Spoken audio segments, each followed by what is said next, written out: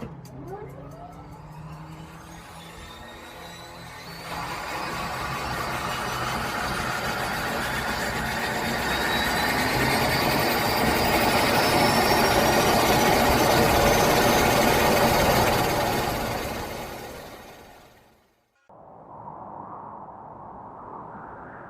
a world. Mate, hold up. We said we're done with the serious intros. Who said? Well, we did. I don't remember that. Well, I said it, and you're me, so, you know. Well, I don't care. In a world. Hey, I told you. We're keeping it light. You do it on your own then. Well, technically, I already am. So, anyway. Fuck yeah. Pure wild flight. Get it down ya. How good? Visit nzaerosports.com. I get to do the next one. Well, obviously, you moron. We both do.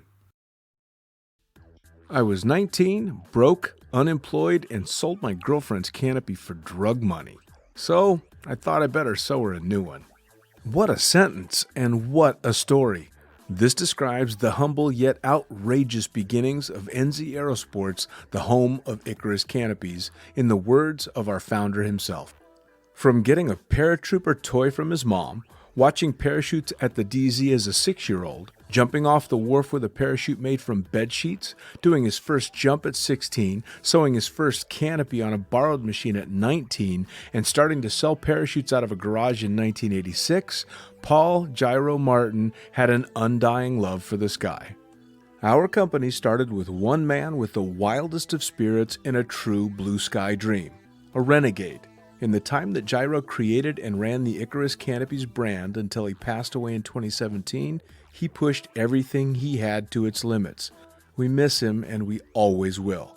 Gyro is the next generation of NZ Aerosports. It honors our founder, of course, because it was the name we all knew him by, but Gyro the rebrand also marks the start of a new chapter, our next jump. Gyro is the space between sound and silence, art and science, chaos and calm. Gyro is a state of epic tranquility that transcends understanding. That moment, in the door, in free fall, mid-swoop, where nothing but the present exists. A perfect balance of euphoria and thrill. Gyro captures our passion for flying and our commitment to designing break-the-fucking-rules canopies that deliver pilots pure, wild flight. Coming straight from the cockpit, it's another episode of Lunatic Fringe with the fucking pilot.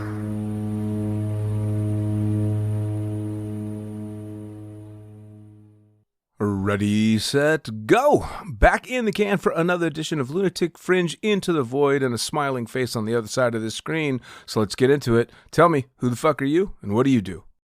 Hi, I'm Bob Lewis. I'm a skydiver and a writer and historian of the sport of parachuting, mainly skydiving and the history of skydiving.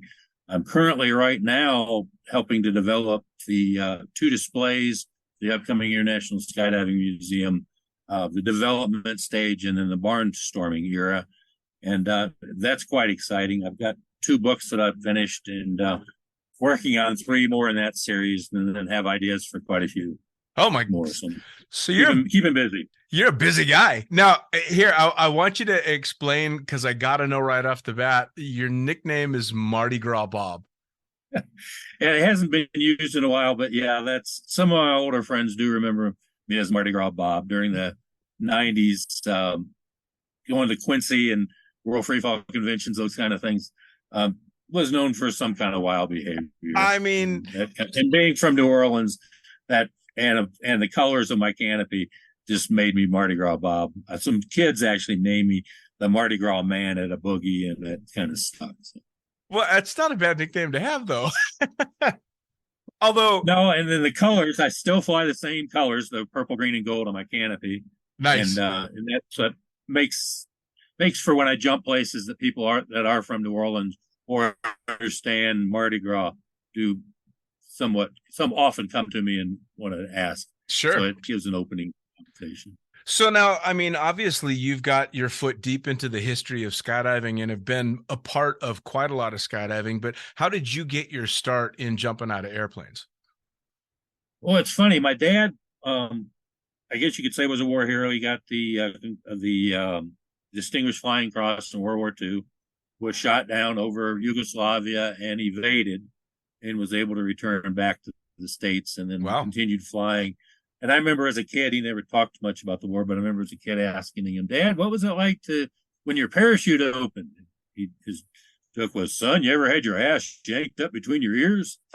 And so that was what I remembered. And I had a good friend, Tommy Bienvenu, who was an early base jumper, did a lot of the illegal jumps, buildings in New Orleans and New York and those kind of things. And he jumped the North Pole and so many places. And he was always showing me his photo album. And I said, "Please, introduce me to skydiving." And we'd work together as disc jockeys at the radio station. And he finally connected me up with a guy named Paul Kozik. And I went over to Gold Coast Skydiving, Mike Igo's place, and did a tandem first off. No video, because I didn't want a video of a 200-pound military guy strapped to my butt.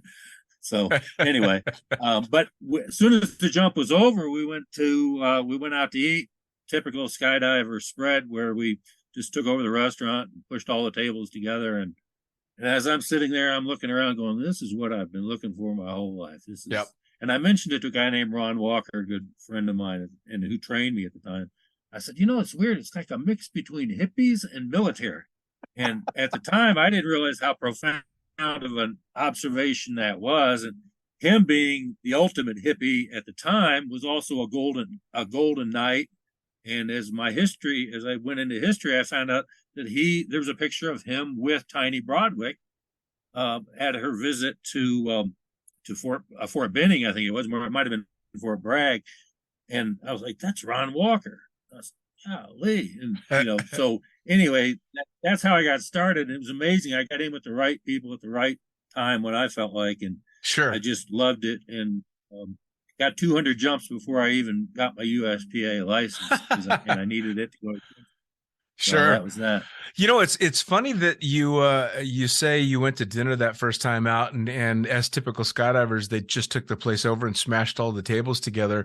And it's so funny because that paints such vivid memories of my own time in the sport, because you're exactly right. I can't remember how many times I sat in a restaurant and at some point during a dinner looked around and went, "Fucking hell, it's just us. We took this place over and ran everybody else out." Yeah, and I've noticed most of the time restaurants don't mind a bit.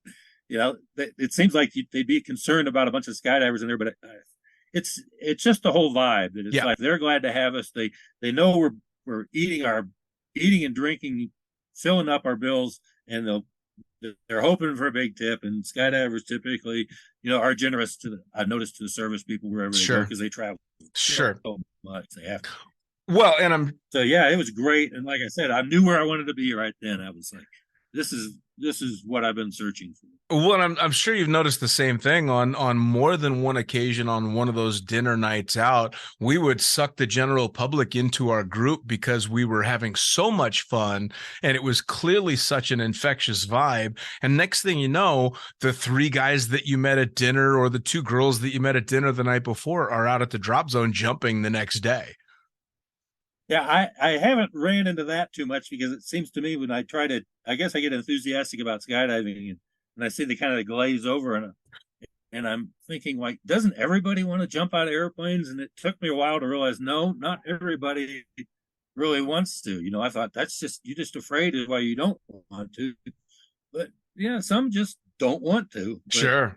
Yeah, a skydiver wedding that I went to in Kansas City, had an hour or two to kill before the whatever it was, the original. It wasn't the wedding, but the pre-meeting or whatever it was.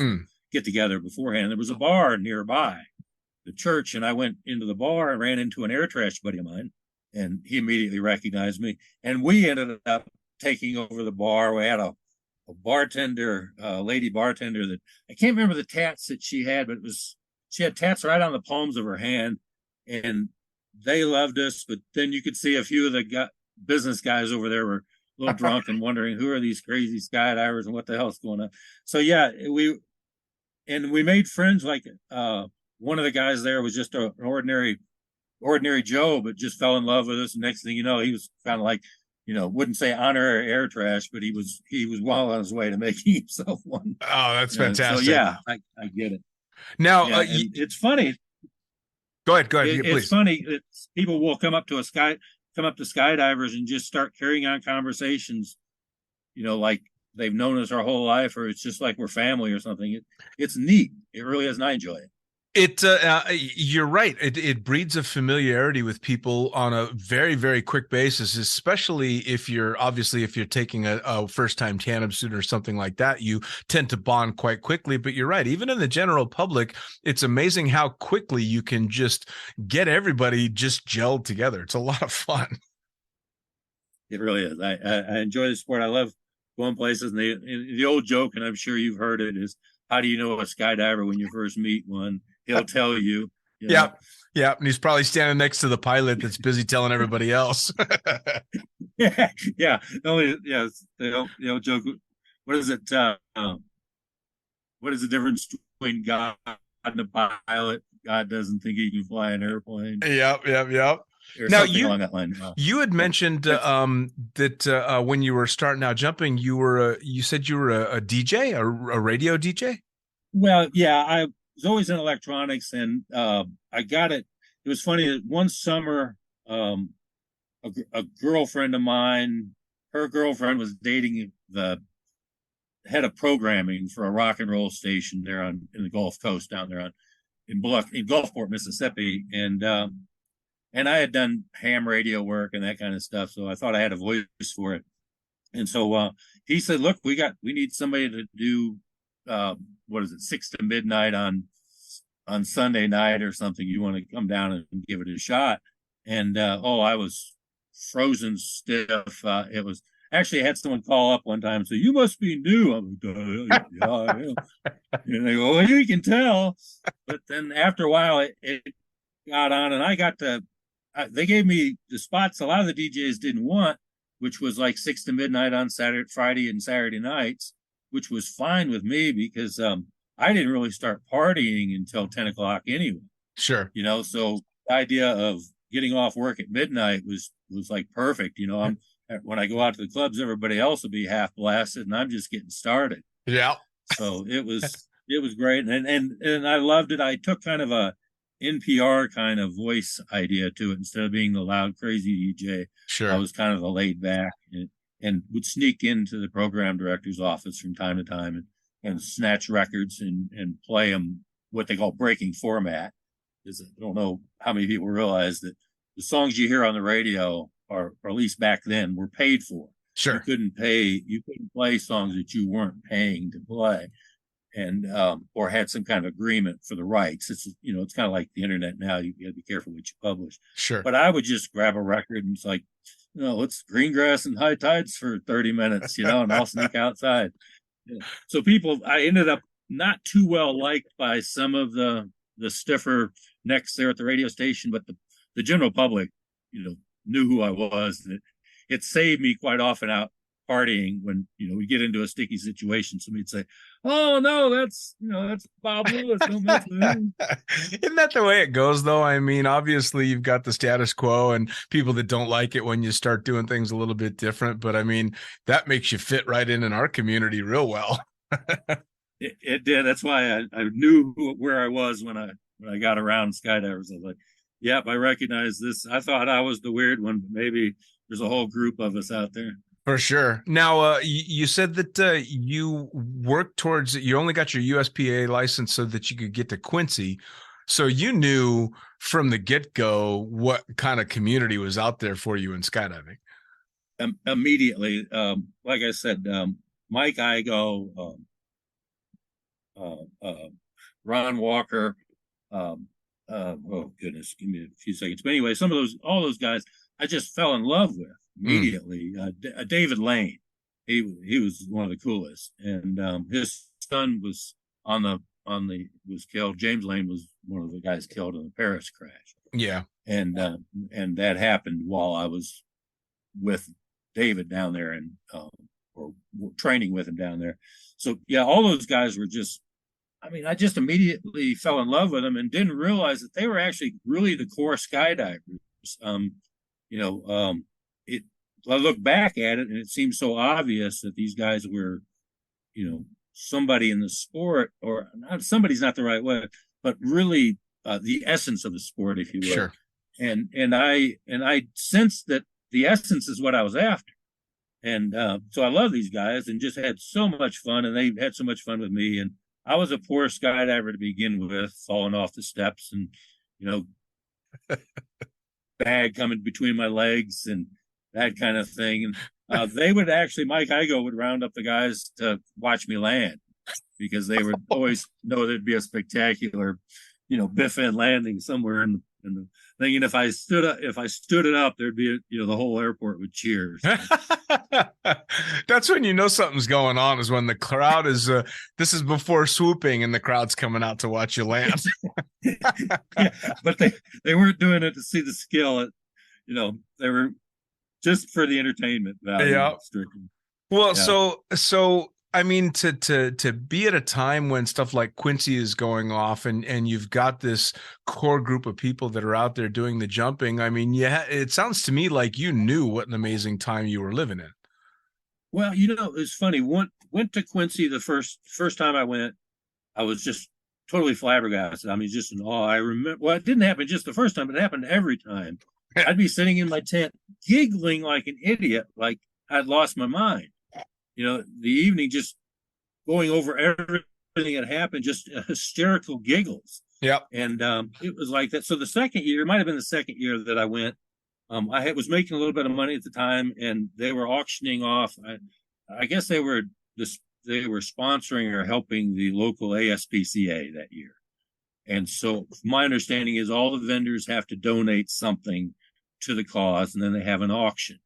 So I was trying to get, was it Mike Mullins' King Air? That was one of the auctions, a whole load. And it went too high. I didn't get it. But the next morning I ended up waking up in my tent with a full load for an otter from Carolina Sky Sports.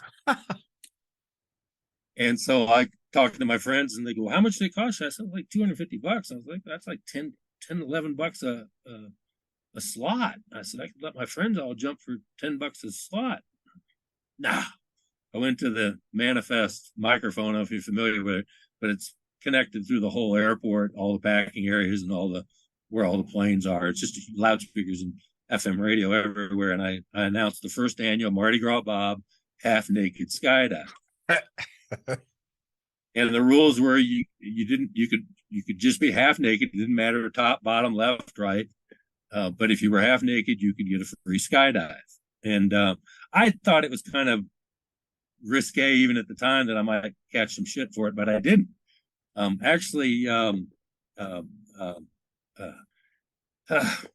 beard. Bill Booth was there packing like he did on the grass in the main area there. And I hear him go, "I don't know who that Mardi Gras Bob guy is, but man, he's really a skydiver." And I was like, I'm not quite sure who this Bill Booth guy is over here, but I know he's important. And at the time I had no idea how influential he was in just the design of the rig I was wearing. But the fact that he liked me and just meant something. And then I got a full load. Had one lady, good friend, ended up being a good friend, says, "Bob, I've got a girl, a redhead. She's a WUFO though. She'll do a tandem, and I can get a tandem master. But he's a guy, but she'll go completely naked." I was like, "Well, I think that'll work." So we ended up with a full load, and I was in cut off blue jeans and Tevas, I think, and we never saw each other after the exit, because no cloth, obviously, slowing anybody down. So everybody went everywhere. And so that became kind of a yearly thing, and I liked it. But then, had to, got older. I'm too old to be getting naked, half naked young girls on an airplane, I guess. Well, it's environment. It's funny. The environment in skydiving has definitely changed. It's turned from more from what was a lot like you said, a bit of a half hippie, half military, almost commune kind of vibe into a proper no shit sport. I mean, it's different. Yeah, a lot. Maybe it's the getting older thing, and I try not to be like the grouchy uncle kind of guy. Back in my day, but it does seem that the sport now has less camaraderie, at least as a whole. It seems like certain groups group together, and they're not being rude or snobbish to the other groups. They're just not paying any attention to them. Did I Sure. lose you? No, yeah, no, and Okay. I completely Saw agree you with froze. you. I think you're right in that it's a bit more segmented because there's such clear divides between some of the disciplines that are happening now. They don't tend to blend together so much. And I'm sure you're the same in that I see that drop zones still have that camaraderie. But you're right, as a sport in the whole, it seems that it's spread out quite a bit. Yeah, and then I'm clouding my judgment on the fact that I've been jumping at places like Paris and those kind of things where it is, has a professional vibe to it, as opposed to drop zones like Gold Coast or places like that where it's just, who showed up today? Let's get something together. Let's have some fun, and then, let's party tonight and do it again Sure. tomorrow. As opposed to 6 o'clock in the morning at the tunnel for 3 hours. Jump, jump, jump, two rigs, constant, take a 20-minute debrief, maybe a quick lunch, and then do it again until 5, and then tunnel until 8 or 9. Sure. Those people don't have time for a social life. They're just too busy being professionals and working towards the golden apple. Sure. And I mean, I suppose it's take what you want out of the sport, right? I mean, you still have the opportunity to do Right. either or, and you can definitely do your thing. And I've been lucky enough to work at both types of drop zones because I worked at Cross Keys, which was the epitome of the biggest holy shit party drop zone I've ever been in, and then gone from that and a bunch of years later flying for Skydive Dubai, which is the cookie cutter corporate skydive vibe nowadays. So not to say that it's not fun, but it's just very, very different. And I get it. And I miss the old, we call it the old style. I miss more wide open, fun type drop zones where you can do horny gorillas or tubes or whatever you want to do, as opposed to, serious point turning or whatever, Sure. where everybody's so concerned that everything's perfect. Yeah, no, I agree. Which, Well, I learn as much from mistakes as I do from success. So more so, I think. And I don't know. I mean, yes. I guess I'm a bit of an old timer now as well. I've been in it 28 years, and the party drop zones are the ones that I look back with the most fondness, and they were certainly the wildest and craziest. But I learned a lot and had that camaraderie that you speak of that'll last me the rest of my life. I mean, right? That's a community that I'll have forever. Yeah, skydiving is so cool. You could jump one time with someone, just have one afternoon with them, and 20 years later, you're still remembering them as a great friend. It's like you Absolutely. spent what 20 minutes on the ground with a guy and 3 minutes in the air, but he's your buddy for life, or she's your buddy for life, or Sure. whatever.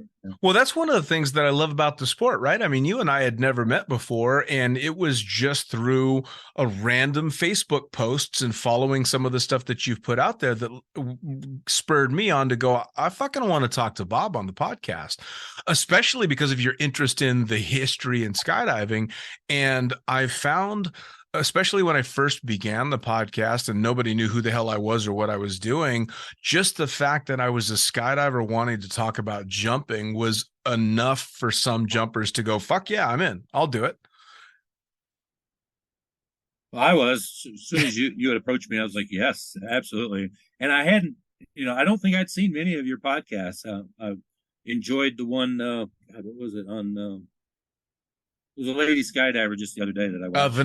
Vanessa. Yeah, Oh yes, and I fell in love with her the first time I saw her up in Chicago. She Uh, was rocking the mohawk at yep. that time, and when I found out she was her specialty was in brain physics, I guess it Yeah. was, or Oh yeah, you she's know, I mean a full-blown hardcore neurologist and one of my favorite things and we had talked pre-podcast that my podcast tends to be a bit free-flowing and it's as much about the person as it is the sport.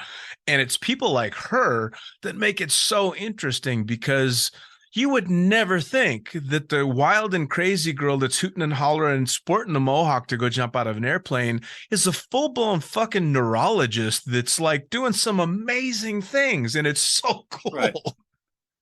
But that's what's so cool about our sport is you do not know. You'll find an old packer who just smells horrible and is working his butt off, but then he's reading the works of Plato between the jumps. Yes.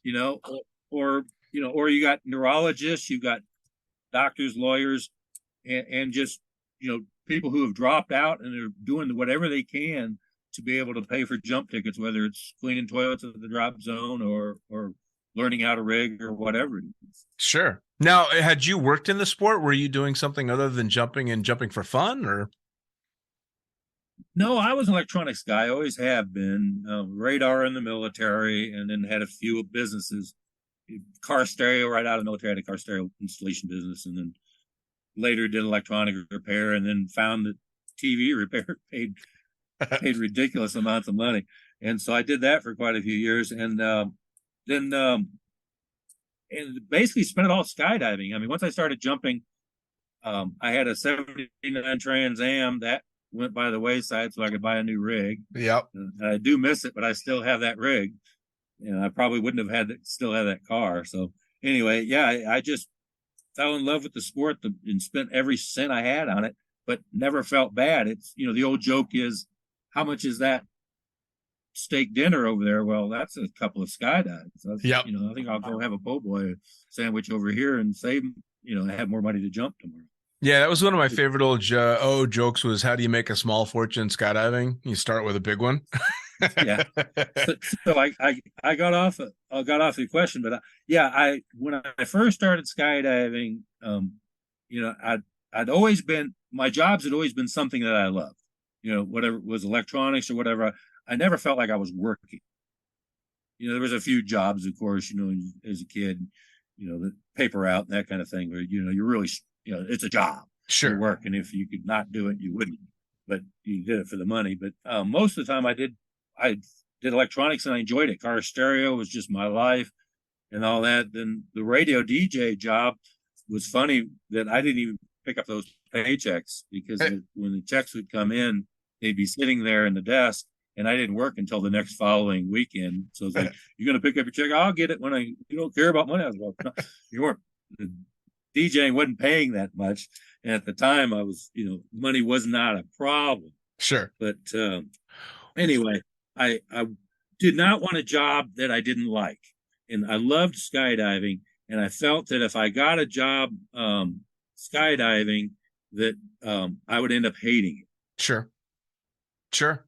Well, I mean, that's so anyway, yeah. So I didn't do anything. I didn't pack. I didn't try to become an AFF or a tandem instructor, not even a coach or anything like that.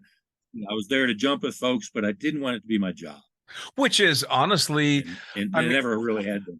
I mean, I look back at my time working as a full-time skydiver and I have zero regrets for doing it, but I can also acknowledge the fact that I gave up some of not the passion in the sport, but I gave up opportunities to have a whole lot of fun in the sport because I was working in it. So it was definitely a trade-off. Well, yeah, there's a trade-off. To kind of circle back around, one of the ladies that was on my first Mardi Gras Bob half naked jump, she later came out to Paris and started doing tandems.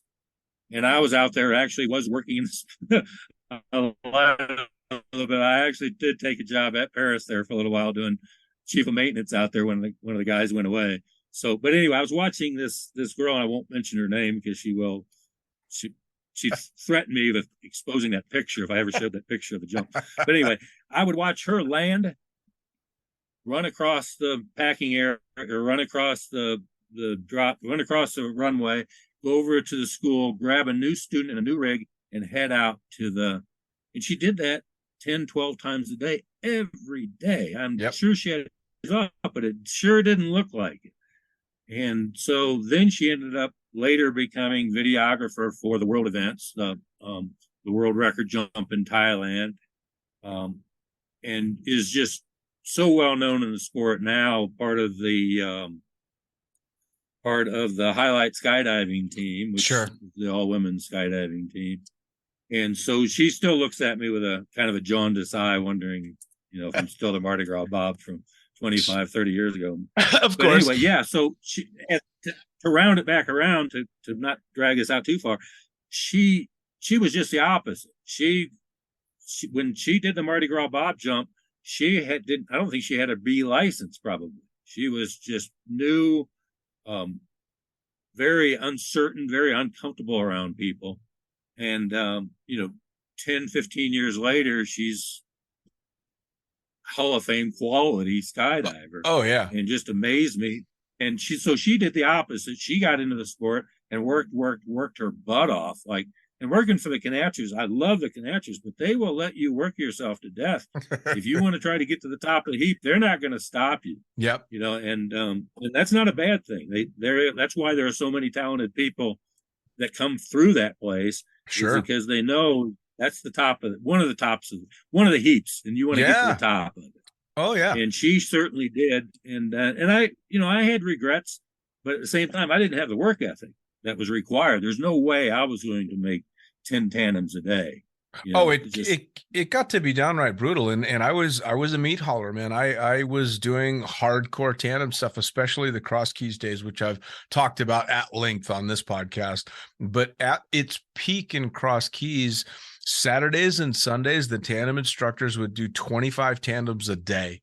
And it was at next level. You're living off of Red Bull and Snickers bars for 2 days. And not a healthy way to do things. Great experience. And you talk about bonding with your coworkers when you're, going through that kind of environment day after day, you bond really, really quickly. Yeah. But it's like any kind of stressful situation too, where you don't have time to think about your behavior. People's true character does come out quite often. Oh, man. And you'll see that. Oh, yeah. You've probably seen it more than I have, where people will come in, I'm the greatest, look out, elbowing their way to the top. And they realize that, they can't take the rejection or the failure or whatever, and they end up burning out. Whereas you got the other ones who you don't really notice them. They show up there, they do their job, they're kind of quiet, and 20 years later, they're still there doing their job. Yeah. And you realize, man, that's one of the best photographers, best tandem guys, whatever, the Jim Wallaces of the community, the unsung heroes that just do the work, man. I mean, that are literally introducing tens of thousands of people to the sport. And, they're the ambassadors to the sport, even though we know what they're like at the tiki bar at 3:00 on a Saturday morning. That's all too true. That in skydiving, it doesn't matter what you do for a living. It really doesn't matter your politics or ethnicity, anything. Are you going to be in the slot when I come down there, or are you going to go low? That's all. I mean, it seems like skydivers dislike somebody who goes low, at least in the FS community, it's somebody who goes low more than they do somebody who, let's say, pisses on the toilet seat. Yeah. Well, it's kind of funny because you look back at like the movies that got me initially involved in skydiving. Point Break, of course, was the big one for a lot of people, specifically for me. But so was the movie Drop Zone with Wesley Snipes. I love Drop Zone. I love that. I did. Absolutely. Love that. What was his name? Swoop. Yeah. And so I remember watching that character, and I wasn't a skydiver, and I remember seeing the movie and thinking what a ridiculous character that was. Please, that's just over the top. And then, of course, I became a skydiver and went, oh, fuck, I know like 30 swoops. Yeah. If he hasn't jumped with you, he won't talk to you. He won't. There's people that aren't too far from that. It really is. And you see that. And I got that way, got a little bit of island fever where, you end up, only people you can really trust are the skydivers. It felt Yes. like, all the rest are just grubbing ground dwellers, Yep. with all their drama. Yes, exactly. I But mean, and skydivers have drama more than most ground dwellers. sure, but it's different kind of fun drama, right? It's not real world drama. So, what got you No, interested? but it's kind of funny that what I do, I get. Go ahead. No, I was just going to say, what got you interested and I so didn't mean aimed to towards? interrupt, definitely. No, it's okay. So aimed towards the history of skydiving because you've really taken up that moniker and really are trying to preserve it. Yeah, and it's surprising. I think I'm more surprised than anybody.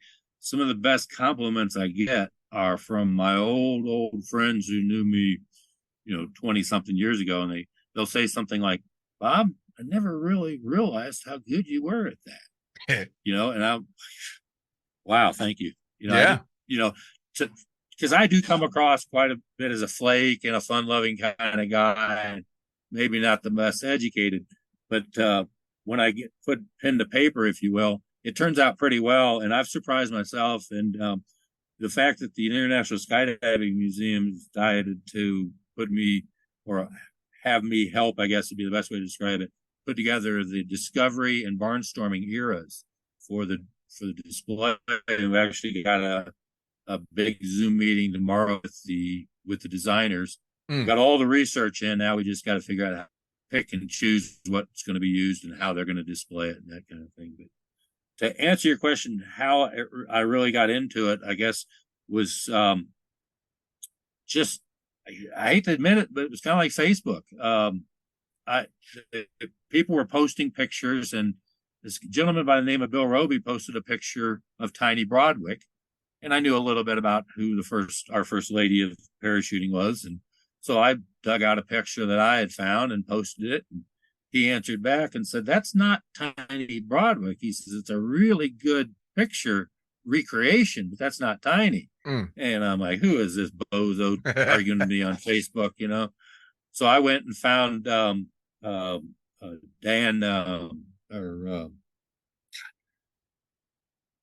anyway, his name is slipping me right now, but he was the head of the museum. He was the curator of the museum at the time. And I found a PowerPoint that he had done on Tiny, and it had that picture in it, the one that I had posted that he said was not Tiny. And so I sent him that, and then I found some other references, and I figured if I send you 3 references, I win my case of beer. Right. I told him it was a case of beer bet. Well, this guy was friends of Tiny Broadwick's biographer. He'd gone to school with her. Okay. He told me he knew Tiny Broadwick better than he knew his own mother. It would be like me trying to present a picture of his mother that wasn't her, and trying to pass her off. And I'm like, yeah. Well, I don't care who you are or how long you've been around. Prove it to me. Well, he did. And it turned out it was an Ethel Knudsen, who took up Tiny's moniker and her act after Tiny separated from Broadwick. And then she only lived about a year or so, and she was killed in a parachuting accident. So that was it. But there's a picture of this beautiful long-haired girl purported by Getty Images and so many other places to be Tiny Broadwick, and it's not. And so what that did, me trying to prove Bill Roby wrong, caused me to become an expert on Tiny Broadwick. I mean, there's not a picture out there that I have not seen. I got to Bill Roby turned me on to Elizabeth Robertson, who was the biographer. We spent a lot of time on the phone. She sent me a pile of her books autographed, and I took them to the museum and did a talk on Tiny Broadwick, and then the books were there presented to people who wanted them, donations going to the museum. So that all worked out well. And then I ended up meeting Tiny Broadwick's great-grandchildren who knew her, and they sat at her feet as she would drink scotch and tell them the stories of her jumps. And so I was able to get my hands on her original scrapbook, all the clippings from the 1900s, 1910s, pictures with with Glenn Curtis, Glenn Martin, her mentioning talking to, I guess it would be Orville Wright, and then and Orville Wright mentioned to her, "I'm glad you're interested in aviation," and she says, "Well, I'm mainly interested in parachutes," because she had been doing jumps 10 years before the or quite a few years, I would say 10 years, but 5 or 6 years before the Wrights took to the air. So Sure. so then that ended up doing it. Then I started just more stories of the women in parachuting, and I got enough of the stories together to do a book that that only went to 1942. It just basically covered the ballooning era, Sure. from the first jump in 1799 by a woman. Man. First jump by a woman in 1799. Her husband had made the first parachute jump, or first free flying parachute jump, just 2 years before, and she had been in the crowd. In typical skydiver type of story, she went up to him and said, "I want to be your student," and he trained her, married her, and put her out 2 years later. And so she ended up being the first lady to jump, and so that was in 1799. And so I just kept doing the history, and I decided to end that era with the development of silk parachute, because as war was coming, Japan had all the silk. Obviously, they weren't going to give us any, and cotton wasn't going to work. So DuPont developed the silk for the stockings, and they went and created an offshoot of a parachute company, and a silk company, and ended up. Anyway, I'm confusing you, but they ended up hiring this woman, or having this woman that was in their employ, and she ended up doing the first parachute jump of a nylon parachute. Adeline Gray was her name. She was a rigger. She had like 30 jumps prior to that. So once she did that, that's 1942. That's the end of the beginning, if you will. Sure. And then we got the war, and the war made a big difference, just like World War I made such a big difference in airplanes. Sure. World War II really made a big difference in parachutes, and of course airplanes. And then the funny thing about studying all this history, I find out that from the very beginning, all these people are connector linked together. It's like one person would not have existed. Like Tiny Broadwick would not have existed without Charles Broadwick. Charles Broadwick wouldn't have began his career without Tom Baldwin, who was the first American to do a parachute jump in 1888. First American to do a jump in America. Sure. And then he learned his jumping from Van Tassel, or ballooning from a guy named Van Tassel, who is the gentleman I talked about earlier, who had the Freitas sisters. Sure. He took to Australia and caused all kinds of havoc with these scantily clad skydivers leaping from balloons. So it's funny, it's all tied together. And then Irwin, who the military parachute, got a lot of his designs from Baldwin, or from Broadwick, who was somewhat of a scoundrel. So I think he was afraid to go put his name that much public.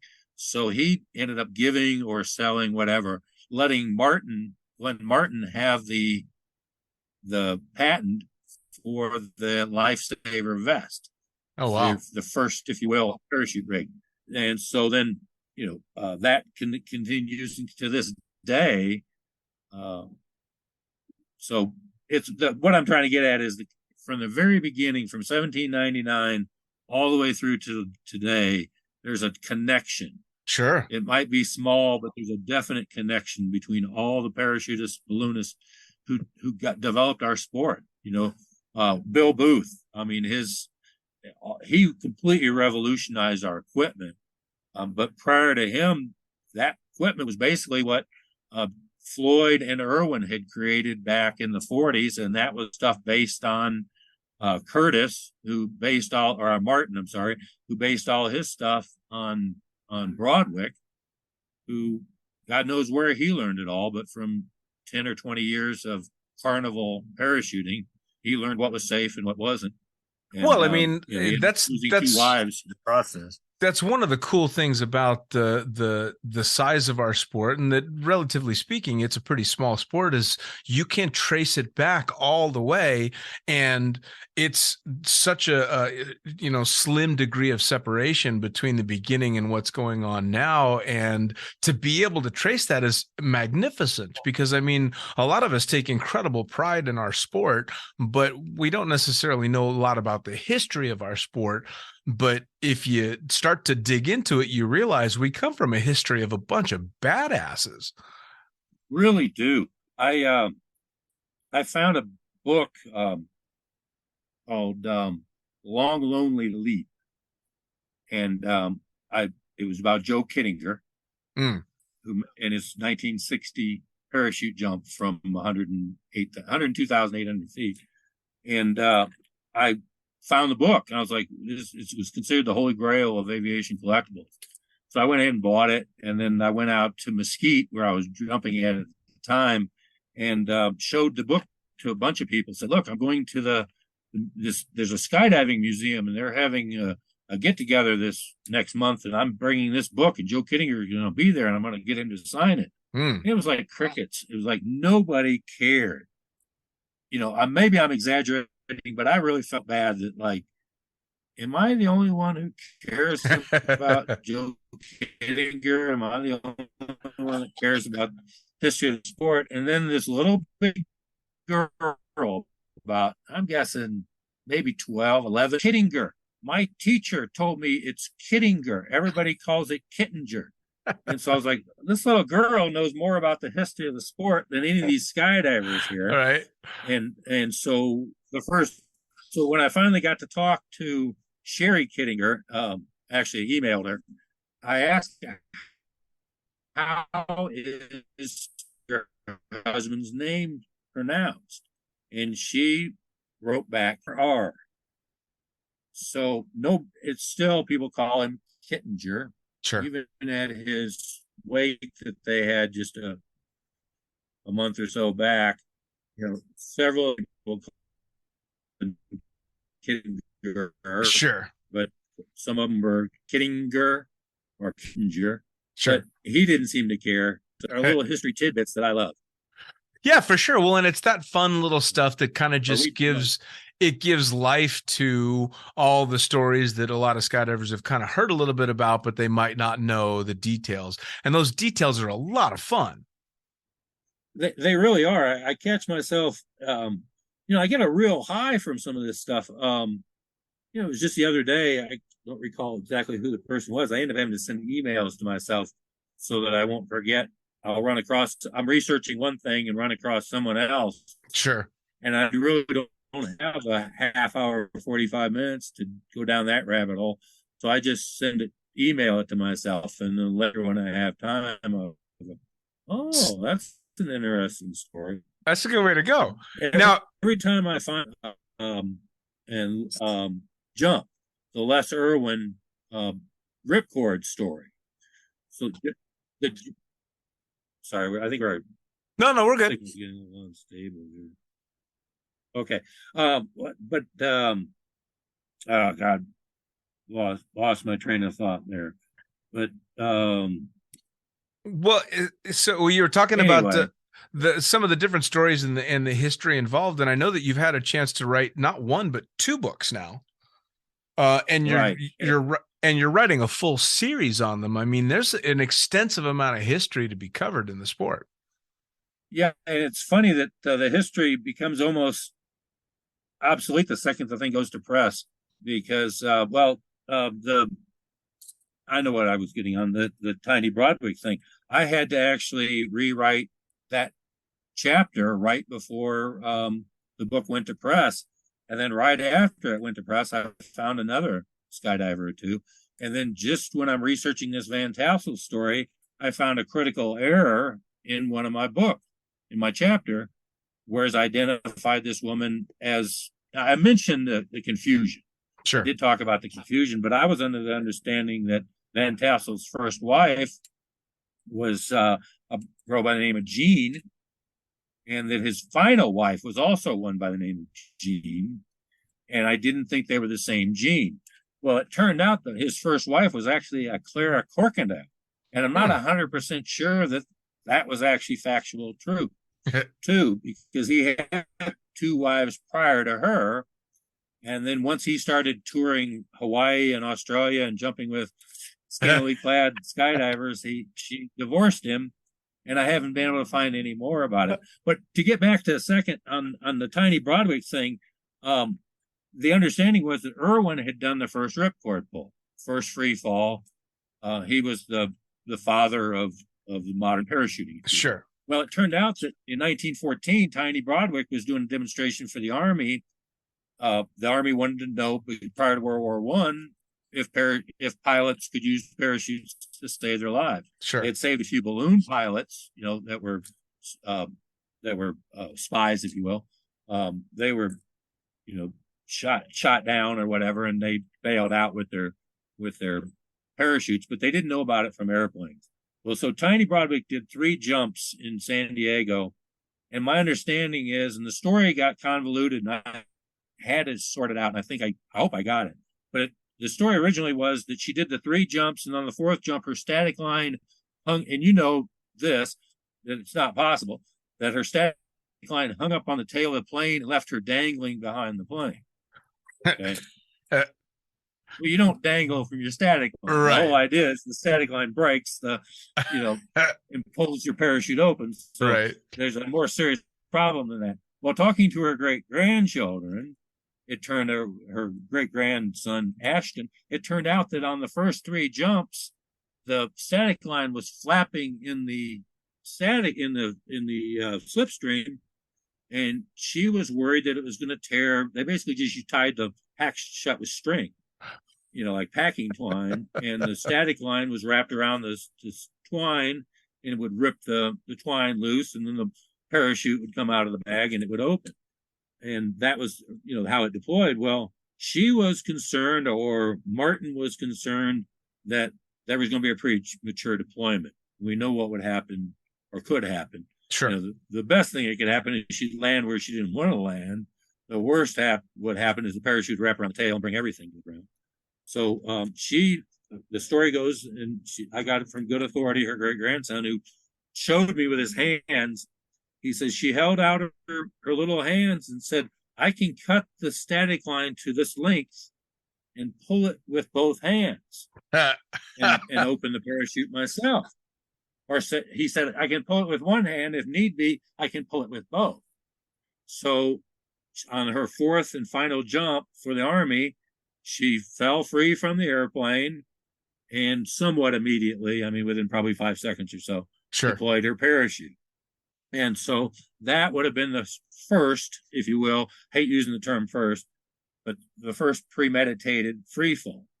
It wasn't technically a ripcord, even though it did the function of a ripcord. It ripped the pack open, it was a cord, and she pulled it open with her hands. So, it was the first rudimentary ripcord, if we can say that. And then that still gives Irwin the credit of jumping a developed rig with a real ripcord handle in the whole. Well, see, and these are the kind of stories that are so interesting to hear about, because again, a lot of us modern skydivers don't know a lot of this history. Now, what I want to know is, because we could sit here and talk the history and stories forever and ever, but I want to know, how do people find out how to get a hold of your books, how to follow you on social media, and how to start to absorb some more of this history outside of this podcast?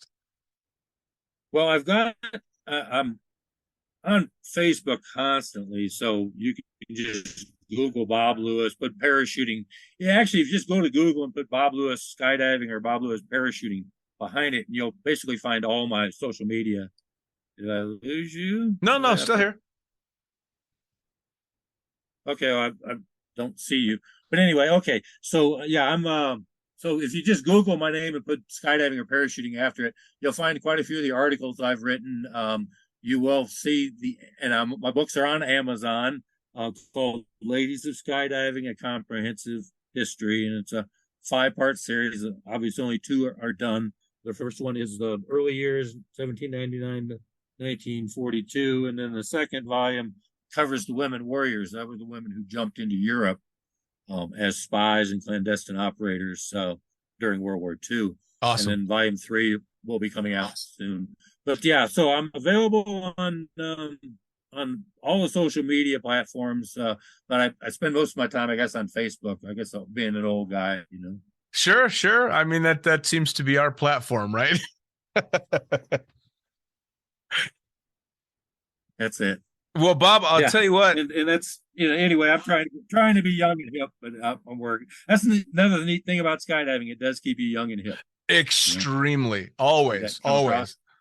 I'll tell you what, I thank you so much for taking the time this morning to sit down and talk to me. I really want to continue to talk, and I want to get a lot more of the history of skydiving. We had talked pre-podcast about maybe having you give some tidbits and history lessons throughout the podcast. So we'll talk more about that, and I really look forward to being able to learn a lot more about all the stuff that you've uncovered. I'm looking forward to it too. Thanks for having me. Bob, take care of yourself. Blue skies. Well, there you have it. Another episode of the Lunatic Fringe podcast, brought to you as always by, well, wait, not as always, actually. Brought to you now by Gyro.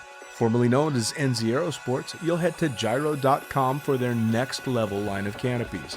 By Pussfoot, the Extreme Sports Collective. Head over to pussfoot.com to check it out. By Summit Parachute Systems, check out summitparachutesystems.com to talk to Jarrett Martin and the gang about kick-ass pilot rigs, rigging courses, and more. By Flyaway Indoor Skydiving, go to flyawaytn.com and check out all the cutting-edge stuff to come.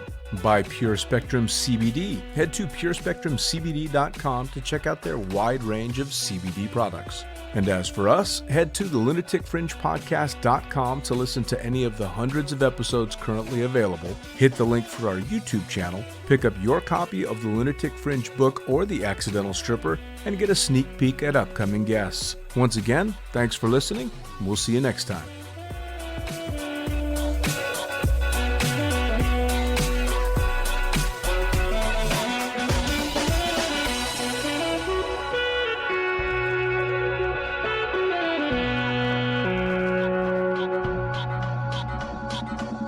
Thank you.